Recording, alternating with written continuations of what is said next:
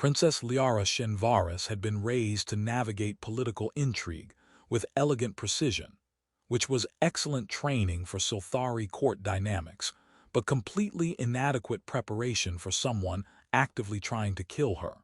3 assassination attempts in 2 months had made that reality impossible to ignore.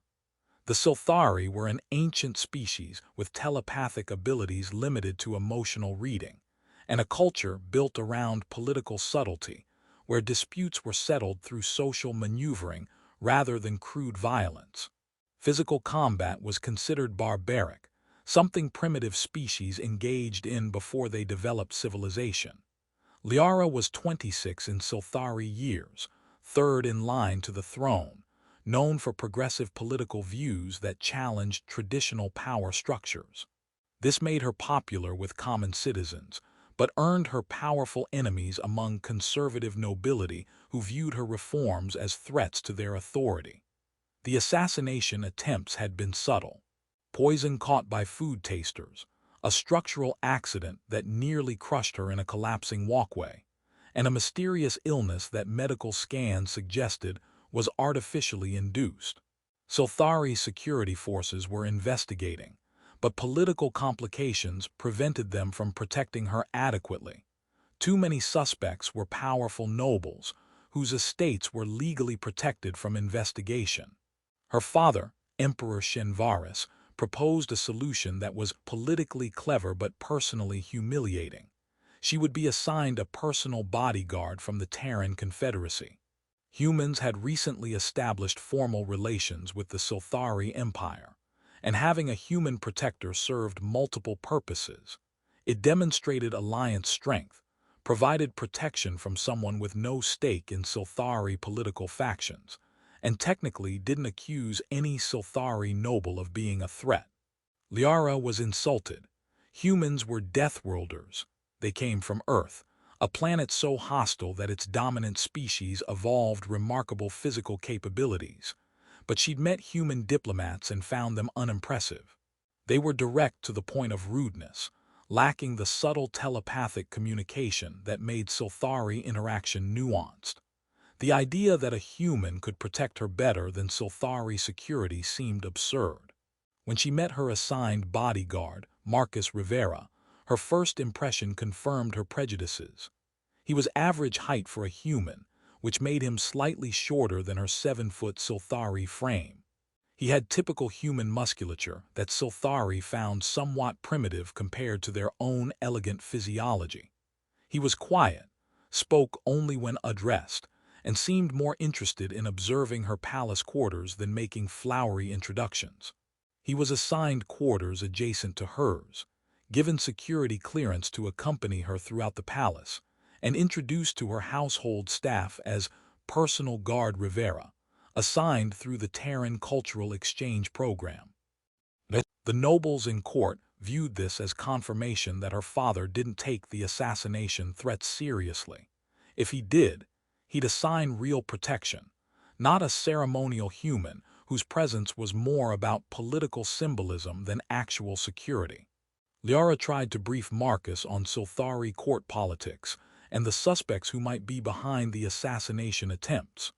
Marcus listened without comment, asked a few basic questions about palace layout and her daily schedule, then simply stated, "I'll keep you safe." No elaborate promises, no reassurances about his capabilities, just a flat statement that Liara found simultaneously arrogant and underwhelming.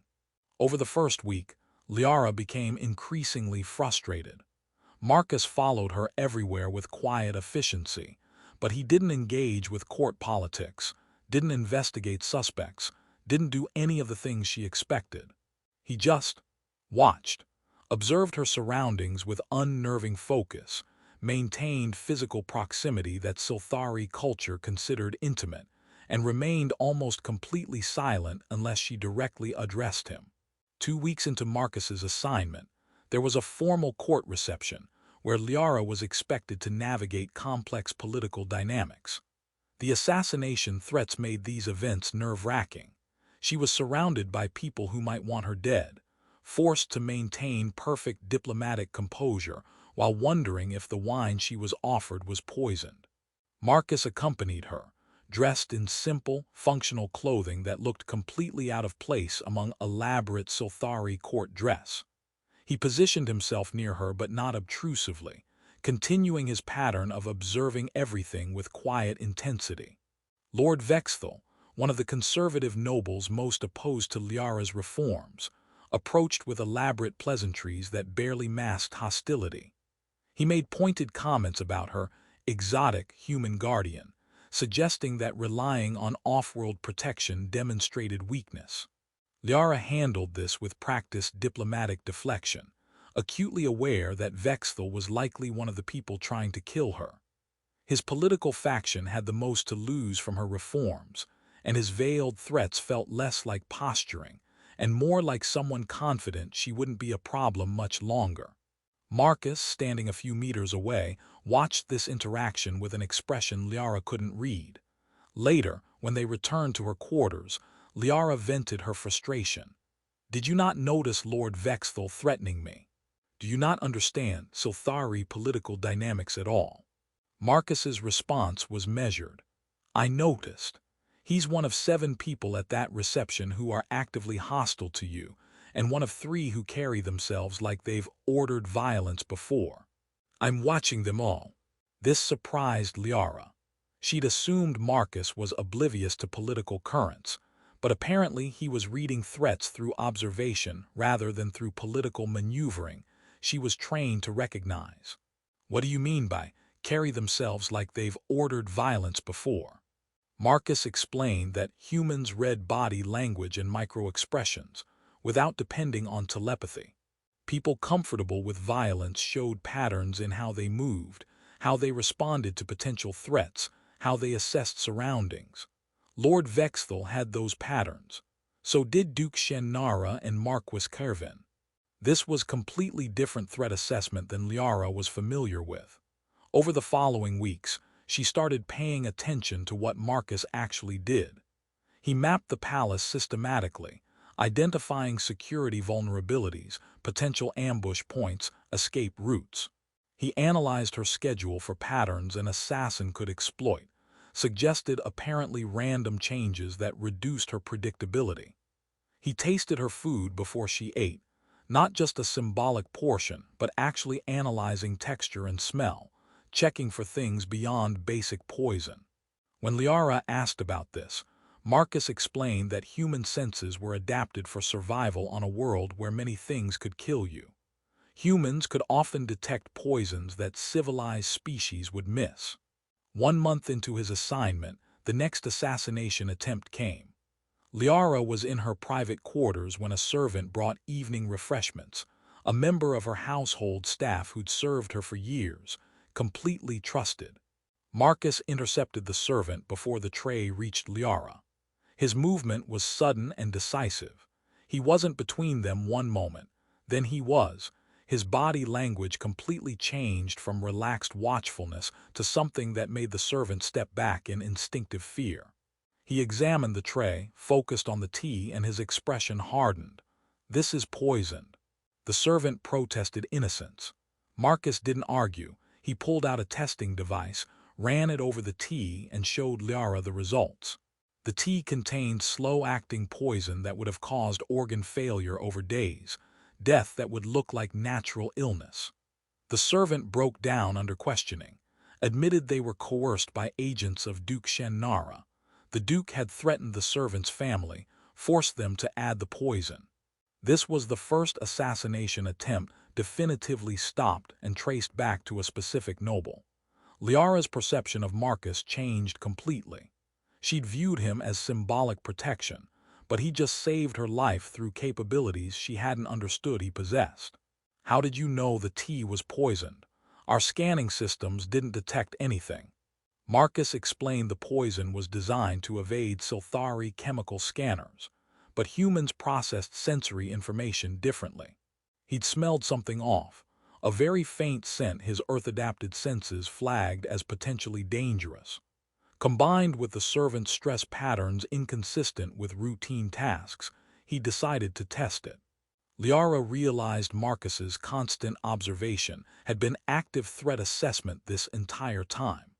He'd been watching everyone who came near her, reading body language and emotional states through cues that didn't require telepathy, cross-referencing all of it with his understanding of predator-prey dynamics. The failed poisoning created political upheaval. Duke Shannara was too powerful to be directly accused without creating crisis, but the emperor quietly stripped some privileges and increased official security around Liara. The next few weeks were tense.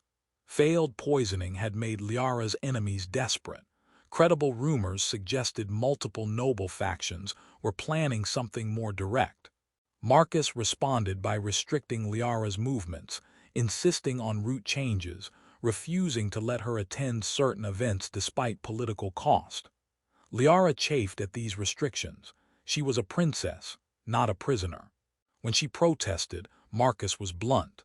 "You hired me to keep you alive. That's what I'm doing.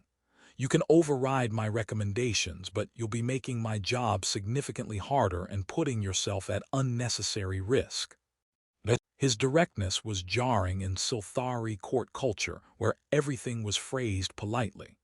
But Liara was learning that human communication style had advantages.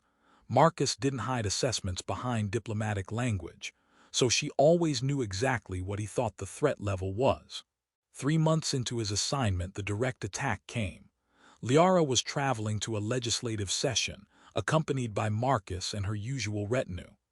The palace corridor was a main thoroughfare, broad, well-lit, normally completely safe. The attack came from a service access point. 4 armed individuals in unmarked armor burst out, moving directly toward Liara.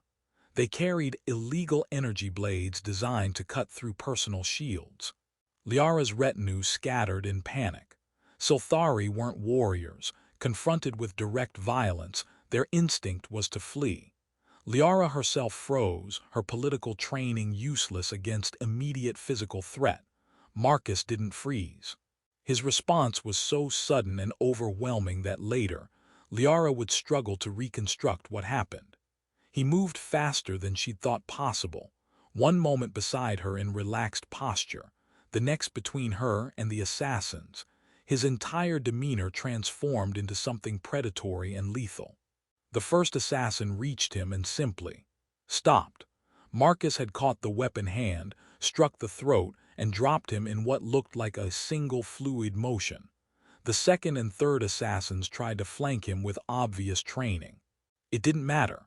Marcus moved through them like they were in slow motion, disarming one with a strike that broke bones with an audible crack, redirecting the other's momentum to slam them into a wall with force that cracked stone. The fourth assassin, seeing 3 companions down in seconds, tried to get past Marcus to reach Liara. Marcus's response was brutal and definitive. He intercepted, disarmed, and neutralized the threat with shocking violence. Within perhaps 10 seconds, all 4 assassins were on the ground, disarmed, 3 unconscious and 1 screaming from a broken arm. Marcus stood over them, breathing slightly elevated but otherwise calm, and only then turned to check on Liara. "Are you injured?" The aftermath sent shockwaves through court. Physical violence of that magnitude hadn't been seen in the palace in centuries. Watching a human bodyguard take down 4 armed assassins in seconds with bare hands was shocking beyond just the immediate threat. Palace security arrived to find Marcus calmly standing guard, while Liara's retinue recovered from panic. The security forces were uncertain how to process what happened. They'd never seen anyone fight like that, with efficiency and violence that seemed almost casual. Interrogation of captured assassins revealed they were hired by a coalition of conservative noble houses, led by Lord Vexthal and Duke Shannara. The conspiracy went deeper than just wanting Liara dead. They'd planned to eliminate her and manipulate succession to install a more conservative heir. The evidence was sufficient for the emperor to take direct action. The conspirators were arrested, their houses stripped of significant power, and Liara's position strengthened. For Liara, the more significant revelation was understanding what Marcus actually was. She asked him directly about his background. Marcus explained he wasn't just a random human assigned to guard duty. He was former Terran military special operations, the kind of soldier trained for humanity's most dangerous missions. He'd volunteered for this diplomatic protection assignment as part of transitioning out of active service. The Terran Confederacy, understanding that Silthari politics involved subtle threats traditional security wouldn't address, had assigned someone with capabilities beyond ceremonial protection. They'd expected whoever was threatening Liara would eventually resort to direct violence when subtle methods failed. "Why didn't you explain this before?" Liara asked. Marcus's response was characteristically direct. "You wouldn't have believed me. You'd been told humans were crude and primitive. Explaining that I'm an elite soldier from a death world would have sounded like empty boasting. Better to just do my job and let results speak for themselves." Over following months, Liara and Marcus developed a relationship different from typical employer-bodyguard dynamics. She came to respect not just his combat capabilities, but his intelligence and tactical thinking. His threat assessments had been correct about every suspect. His restrictions on her movements had likely prevented several other assassination attempts. Marcus showed a side beyond quiet, lethal efficiency. He explained human culture, helped her understand the perspective of a species where violence was survival necessity rather than political failure. He was thoughtful, well-read, had a dry sense of humor that emerged once comfortable enough to show it. 2 years after his initial assignment, with the conspiracy defeated and her political position secured, Liara had authority to dismiss Marcus if she chose. The ceremonial protection assignment had served its purpose. Instead, she asked if he'd consider staying permanently, not as temporary assignment but as permanent position in her household. Marcus asked why, his expression suggesting genuine curiosity. Liara's answer was honest. "Because I was wrong about you. About humans. I saw what I expected, crude deathworlders who solved problems through violence. I missed what was there, someone whose strength is matched by intelligence, whose violence is controlled by remarkable discipline, whose silence hides thoughtfulness rather than simple-mindedness." She paused. "And because I trust you more than anyone outside my immediate family. That trust is worth more than all the political alliances I could make."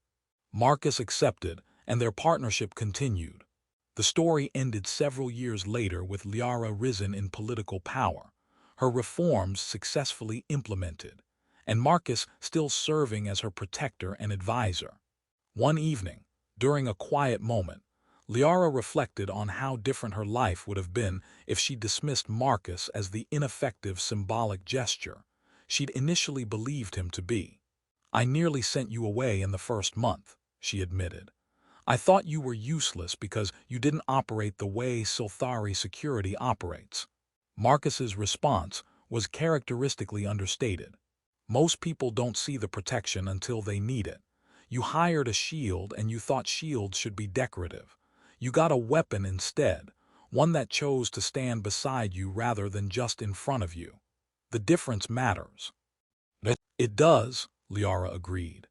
"You could have protected me while making me feel powerless, making every threat about demonstrating your strength. Instead, you protected me while respecting my autonomy, making threats disappear before I even knew they were there most of the time. That's the real strength, power combined with restraint. A reminder that true strength is often hidden behind silence, that underestimating others based on assumptions is dangerous and unfair, and that the most effective protection comes not from dominating those you guard, but from genuine partnership built on mutual respect and earned trust."